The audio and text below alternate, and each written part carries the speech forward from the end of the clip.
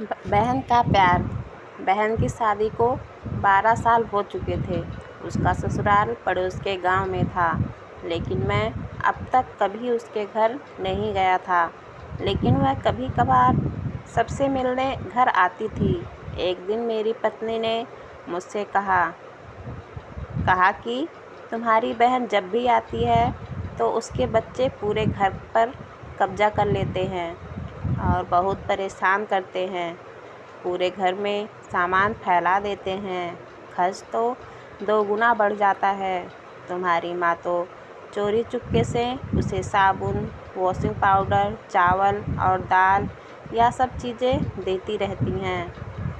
यह सब सुनकर मुझे बहुत गुस्सा आया। मैं मुश्किल से घर खर्च चला पाता हूँ और मेरी माँ मेरी बहन को सब कुछ दे देती हैं।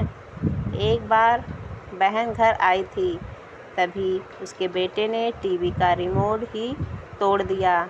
मुझे गुस्सा आ गया और मैंने अपनी माँ से कहा कि दीदी को ऐसे बार बार घर नहीं आना चाहिए, बस दिवाली पर ही आया करें और जो तुम झोला भर के सामान देती हो वह भी बंद कर दो।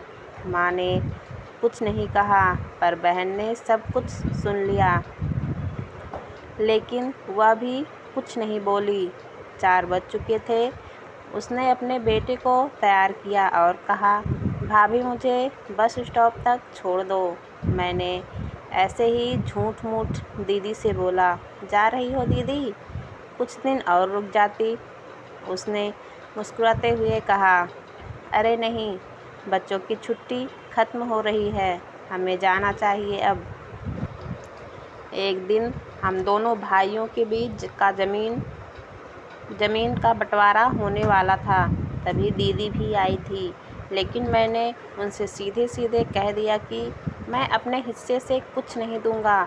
माँ ने कहा कि बेटी का भी अधिकार होता है, लेकिन मैंने उसे चिल्लाकर कह दिया कि मैं उससे कुछ नहीं दूंगा। दीदी सामने ही बैठी थी, पर कुछ नहीं बोल रही थी। अलग होने के कुछ दिनों बाद मेरे बड़े बेटे को टीबी की बीमारी हो गई। मेरे पास उसके इलाज के लिए बिल्कुल पैसे नहीं थे। मैं बहुत तनाव में था। ऐसे ही एक दिन मेरी बहन घर आई और मेरे पास बैठ गई। उसने अपना हाथ मेरे सिर पर फेरा और कहा कि तुम तनाव में हो क्या? मैं तुम्हारी बड़ी बहन हूँ। मैंने तुम्हें बचपन से पाला है, तुम्हें जानती हूँ। मैं और तुम मुझसे भी ज़्यादा बड़े दिखते हो। उसने अपने हाथों में सोने की चूड़ी निकाली और मेरे हाथ में दे दी। उसने कहा, तुम पागल हो, तुम ऐसे ही टेंशन ले रहे हो। यह चूड़ी लो और अपने बच्चे का इलाज करो। वह धीरे से बोली, चूड़ी के बारे में किसी को मत बताना, तुम्हें मेरी कसम है। उसने फिर से अपना हाथ मेरे सिर पर फेर दिया। उसने मुझे 1000 रुपये दिए। उसमें 50 और 100 के नोट थे। शायद उसने बचत करके जमा किए होंगे।